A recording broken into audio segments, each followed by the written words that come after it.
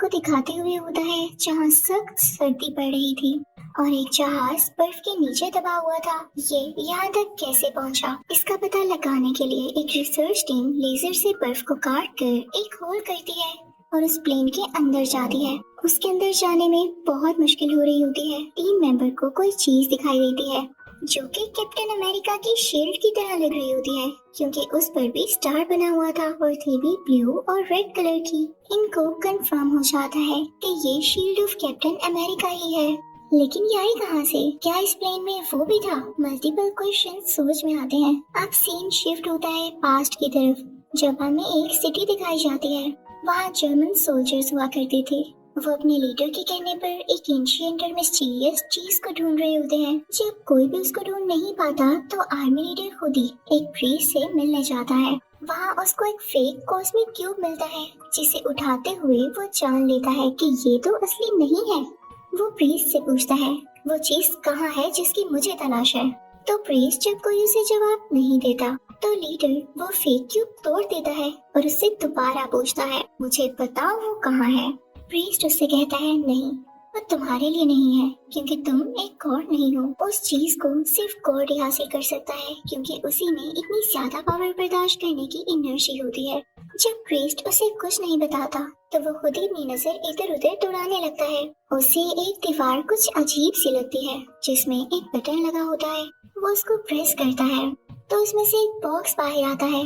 उसके अंदर real cosmic cube होता है जिससे लाइट निकलने लगती है। अब यहाँ भी सीन चेंज हो जाता है। पिछले वाक्य को पूरा एक साल गुजर गया होता है। यहाँ हम बहुत सारे लड़कों को देखते हैं जो कि एक ही एज के होते हैं। वहाँ एक लड़का और भी होता है जिसका नाम होता है स्टीव। ये इस मूवी का मेन कैरेक्टर भी है। अब स्टीव का ख्वाब ये था कि वो आर्मी में जाए, लेकिन कुछ डिजीजेस की वजह से उसको सिलेक्ट नहीं किया जाता। अब स्टीव एक ऑफिसर से मिलता है जिसका नाम बकी बार्न्स होता है। स्टीव उसे बताता है कि मैं आर्मी में जाना चाहता था, पर कभी ऐसा नहीं हुआ कि मैं सिलेक्ट हो जाऊं। बार बार मुझे रिजेक्ट कर दिया जाता था। तो बार्न्स उसे बताता है कि आज रात में तुम्हें एक ऐसी चीज दिखाऊंगा जिसे देखकर तुम खुश हो जाओगे। एक ऐसा फेस्टिवल जिसमें तुम्हें फ्यूचर की हर चीज देखने को मिलती है।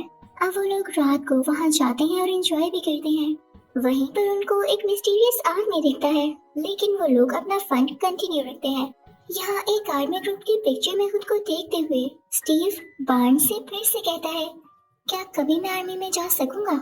मेरे अंदर अपनी कंट्री के लिए लड़ने के लिए बहुत ज्यादा पैशन है और मुझे यकीन है इतना पैशन किसी में भी नहीं। तो बार्न्स उससे कहता है तुम बीमार हो स्टीव। अब इनकी ये बातें वहाँ एक ग्लासेस वाला डॉक्टर भी सुन लेता है। फिर उसी वक्त स्टीव को पता चलता है कि फ्यूचर के लिए आर्मी सिलेक्शन हो रही है।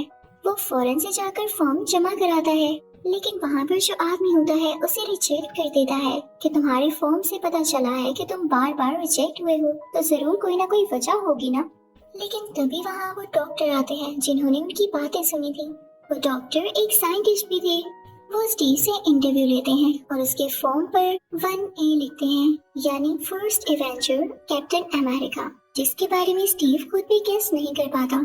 अब सीन शिफ्ट होता है एक आर्मी यूनिट पर, जहाँ के कमांडर्स को दिखाया जाता है, एक मेल कमांडर और एक लड़की पैगी कार्टर को।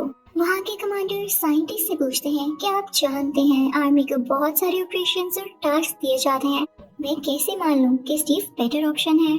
तो साइंटिस्ट यानी वही डॉक्टर वहाँ एक बॉम्ब फेंकते हैं, जिसको देख के सब लोग अपनी जान बचाने के लिए भागने लगते हैं, जबकि स्टीव उसी बॉम्ब के ऊपर आकर लेट जाता है ताकि वो अपनी जान दे दे और बाकी लोगों को कुछ भी ना हो। ये देख के सब बहुत इम्प्रेस होते हैं और आर्मी कमांडर स्टीव को रखने के लिए मान जाते हैं। अब दूसरी तरफ हम एक आदमी रेड स्कल को देखते हैं। वो अपने साइंटिस्ट के साथ मिलकर कॉस्मिक क्यूब की पावर्स को जान रहा होता है और उसको यूज करके ऐसी एनर्जी निकालने की कोशिश करता है जो किसी भी प्लेन को 5-6 दिन तक उड़ा सके, यानी उसके लिए किसी फ्यूल की जरूरत न पड़े और हर वॉर में भी उन्हें एनर्जी दे सके ताकि वो जीत जाएं। आखिरकार कई दिन की मेहनत के बाद रेड स्कल का साइंटिस्ट वो मशीन बना ही लेता है जो कॉस्मिक क्यूब से एनर्जी लेगा और उनके टैंक्स में ट्रांसफर करेगा। उधर आर्मी यूनिट से पैगी कार्टर स्टीव को उसकी अपनी सिटी लेकर आती है, यानी जहाँ से स्टीव आया था, क्योंकि यहाँ पर ग्लासेस वाले डॉक्टर की एक बहुत ही आला मशीन थी जो कि किसी भी इंसान की ताकत को बढ़ा सकती थी और ये आर्मी पर्पस के लिए ही बनाई गई थी। इस मशीन का क्रिएटर वही मिस्टीरियस आदमी था जिसको हमने फेस्टिवल में देखा था। जब इसमें यूज होने वाला लिक्विड डॉक्टर यानी उसी साइंटिस्ट ने बनाया तो उनका भी नाम इसके क्रिएटर्स में आ गया और इसकी मेंटेनेंस का भी वही ख्याल रखा करते थे। अब इसी मशीन में भेजने के लिए स्टीव को यहाँ पर लाया गया था। अब स्टीव को इस मशीन में भेजा जाता है और उसे ऑन करके उसके मीटर्स को हाई लेवल पर सेट किया जाता है। मशीन हिलने लगती है और उससे बहुत सी लाइट बाहर आने लगती है। अंदर से स्टीव चिल्ला रहा होता है जैसे वो इतनी एनर्जी को बर्दाश्त न कर पा रहा हो, जबकि अभी मशीन सिर्फ और सिर्फ 70% लेवल पर सेट थी। मशीन में से स्पार्क्स निकलने लगते हैं और स्टीव की चीखें और ज्यादा बढ़ जाती हैं।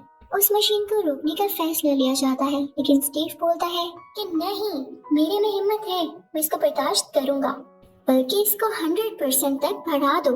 अब मशीन का लेवल 100% तक कर दिया जाता है और अब जब मशीन खुलती है तो सब स्टीव को देख के हैरान रह जाते हैं, क्योंकि उसकी बॉडी बनी होती है और वो बहुत कमाल का स्ट्रॉन्ग लग रहा होता है।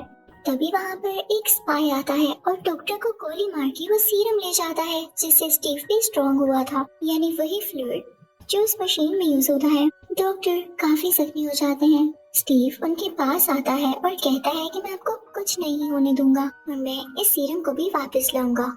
अब स्टीव उस जासूस यानी स्पाई के पीछे भागने लगता है, लेकिन वो स्पाई एक गाड़ी में जा रहा होता है और काफी ज्यादा स्पीड से। स्टीव जो कि अब फाइनली कैप्टन अमेरिका बन चुका था, उसका तेजी से पीछा करने लगता है। वो स्पाई कर अपनी गाड़ी को डिफरेंट गलियों में से निकाल कर लेकर जा रहा था, तो कैप्टन अमेरिका भी कुछ कम नहीं था। कैप्टन अमेरिका भी जंप्स लगाते हुए उसके पीछे जाता है, लेकिन अब वो स्पाई पानी में चला जाता है और अपनी वाटरशिप में वहाँ से भागने लगता है, लेकिन कैप्टन अमेरिका उसे पकड़ ही लेता है। लेकिन तब तक उसने जहर ले लिया था, जिसकी वजह से वो बच नहीं पाता। स्टीव जब वापस जाता है तो उसे पता चलता है कि डॉक्टर की डेथ हो चुकी है और क्योंकि फ्लूइड जाने की वजह से आर्मी और सुपर सोल्जर्स को नहीं बना सकती, तो वो ये फैसला लेते हैं कि स्टीव ही अब कैप्टन अमेरिका होगा और सब सोल्जर्स को लीड करेगा, क्योंकि यही एक था जो कि सब सोल्जर्स से ज्यादा स्ट्रॉन्ग था। अब एक दिन एक मीटिंग में कैप्टन अमेरिका को ये पता चलता है कि उसका दोस्त यानी वही ऑफिसर बकी बार्न्स रेड स्कल के कब्जे में है, क्योंकि उसने रेड स्कल और उसकी टीम के खिलाफ एक कैंपेन चलाई थी जिसमें वो खुद ही बेचारा पकड़ा गया। कैप्टन अमेरिका तैयारियां करने लगता है कि वो अपने दोस्त बकी बार्न्स और उसके साथियों को बचाने जाएगा।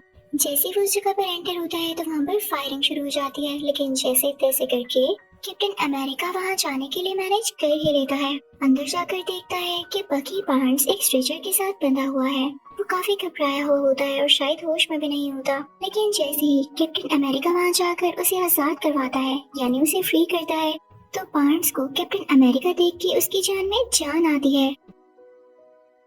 कैप्टन अमेरिका उससे कहता है तुम ठीक हो, तो बार्न्स उसकी बॉडी पर हाथ लगाकर कहता है तुम तो स्मार्ट हो गए हो। स्मार्ट यानी स्ट्रॉन्ग वाली वे में। वो दोनों एक दूसरे को देखकर बहुत खुश होते हैं और जैसे ही वहाँ से निकलने लगते हैं वहाँ पर ब्लास्टिंग स्टार्ट हो जाती है। सब टाइमर्स चलने लगते हैं और बाहर लोगों में और टैंक्स में भी फायरिंग हो रही होती है। इधर जब कैप्टन अमेरिका और बार्न्स एक ब्रिज पर पहुँचते हैं तो सामने ही रेड स्कल भी होता है। रेड स्कल कैप्टन अमेरिका की तरफ बढ़कर उसे मारने वाला होता है, लेकिन कैप्टन अमेरिका यानी स्टीव अपनी शील्ड आगे कर देता है, जिससे रेड स्कल को बहुत गुस्सा आता है और वो अपना मास्क उतार कर नीचे आग में फेंक देता है, जिससे उसका रेड फेस साफ नजर आने लगता है। इसी के साथ ही रेड स्कल उस ब्रिज को अलग-अलग करता है ताकि कैप्टन अमेरिका और बार्न्स आगे ना आ सके, और फिर वो अपने साइंटिस्ट को लेकर वहाँ से भाग जाता है। अब कैप्टन अमेरिका बार्न्स और उसके साथियों को बचाकर वापस आर्मी यूनिट ले आता है, जिसे देखकर कमांडर भी और बाकी सारे लोग भी बहुत खुश होते हैं। कैप्टन अमेरिका को बहुत अप्रिशिएट किया जाता है और इसी खुशी में एक पार्टी भी रखी जाती है, जिस पार्टी में कैप्टन अमेरिका वहाँ के सब सोल्जर्स को बताता है कि जब मैं बार्न्स को बचाने गया तो उस रूम में जहाँ बार्न्स को कैद करके रखा गया था, मैंने एक मैप देखा था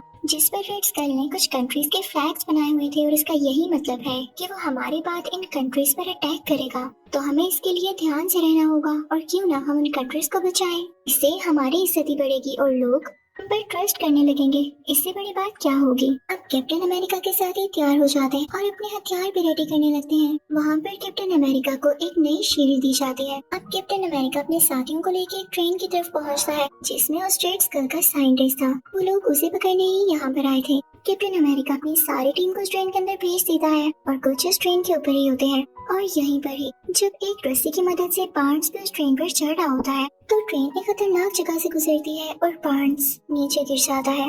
अब रेड स्कल का साइंटिस्ट इनके कब्जे में होता है। कमांडर जब उसे क्वेश्चनिंग करने लगता है तो इनको ये पता चलता है कि वाकई रेड स्कल ने उन कंट्रीज पर अटैक करने के लिए बहुत सारी प्लानिंग कर रखी है, जिसका डाटा उनकी बेस पर है। तो कैप्टन अमेरिका देर ना करते हुए अपने साथियों से कहता है कि हम वहाँ पर बाइक्स पर जाएंगे, और वो जंगलों से होता हुआ, सुनसान इलाकों से होता हुआ बाइक्स पर बड़े मजे से उनकी बेस पर जाने लगता है। अब बहुत एफर्ट के बाद कैप्टन अमेरिका और उसके साथी उस बेस तक पहुँच जाते हैं, जहाँ पर रेड स्कल को उनके आने की खबर पहले से हो चुकी थी। उसने अपना प्लेन रेडी कर लिया होता है और वहाँ से निकलने वाला होता है, लेकिन कैप्टन अमेरिका उसको ऐसे कैसे जाने दे सकता था। तो वो भी एक गाड़ी लेता है और अपने साथियों के साथ उसका पीछा शुरू कर देता है। उस कार में वो कमांडर और पेगी कार्टर भी होते हैं। कैप्टन अमेरिका इतनी तेज गाड़ी चलाता है कि उस प्लेन तक पहुंच ही जाता है। कैप्टन अमेरिका चुपके से उसके प्लेन के अंदर जाता है और उसे ढूंढने लगता है, लेकिन तभी रेड स्कल पीछे से आकर उस पे वार करता है। उसके हाथ में एक लेजर गन होती है जिससे वो उसे शूट करने लगता है, लेकिन कैप्टन अमेरिका इस चीज को लेकर बहुत अटेंटिव था,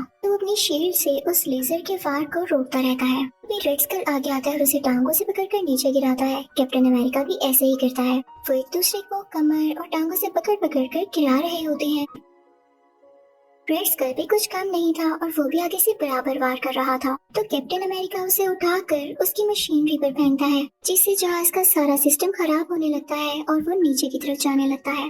अब रेड स्कल कैप्टन अमेरिका को धकेलते हुए यानी उसे पुश करते हुए रेंगता हुआ कंट्रोलिंग सिस्टम तक जाता है और वहाँ की सेटिंग करके जहाज को फिर से ठीक उड़ाने लगता है।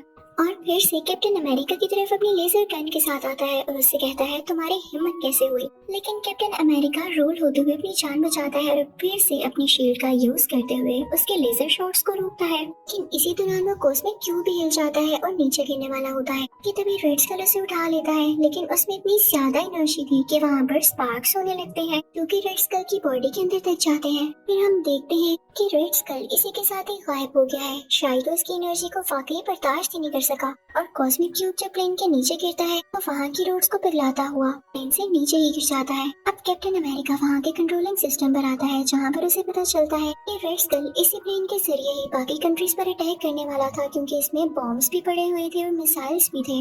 कैप्टन अमेरिका सोचता है कि मेरे पास और कोई चारा नहीं रहा, अगर टाइम खत्म हो गया तो प्लेन अपने आप उस जगह पर मिसाइल छोड़ने लगेगा और मैं नहीं चाहता कि मेरी कंट्री तबाह हो जाए। तो वो अपनी जान सेक्रीफाइस करने का डिसीजन लेता है ताकि वो इस पूरे प्लेन को क्रैश कर देगा किसी ऐसी एरिया में जहाँ पर बर्फ ही बर्फ हो और ब्लास्ट हो तो सिर्फ उसी जगह तक हो और किसी पॉपुलेशन को या किसी इंसान को कोई नुकसान न पहुंचे। तो वो साथ ही पैगी कार्टर को कॉल करता है और उसे सब कुछ बताता है कि पैगी, मैं अपनी जान कुर्बान कर रहा हूँ। यहाँ पर पैगी काफी उदास हो जाती है, शायद वो उसे पसंद करने लगी थी और ना भी पसंद करती हो, ये सीन था ही इतना इमोशनल। और फाइनली कैप्टन अमेरिका आर्कटिक के उस इलाके में नई प्लेन क्रैश कर देता है। तभी तो हमने मूवी की स्टार्टिंग में देखा एक रिसर्च टीम को बर्फ के अंदर ये प्लेन कैप्टन अमेरिका की शील्ड मिली थी, जो कि इसी वाकई यानी सीन से कनेक्टेड थी। तभी हम उस मशीन के क्रिएटर को देखते हैं, उनको पानी में से वो कॉस्मिक क्यूब मिल जाता है, तो वो कहते हैं अगर कॉस्मिक क्यूब मिल सकता है तो हमारा कैप्टन अमेरिका क्यों नहीं। जल्द ही वो रिसर्च टीम कैप्टन अमेरिका को भी ढूंढ लेती है, उन्हें होश में लाया जाता, क्योंकि अब 70 साल गुजर चुके थे।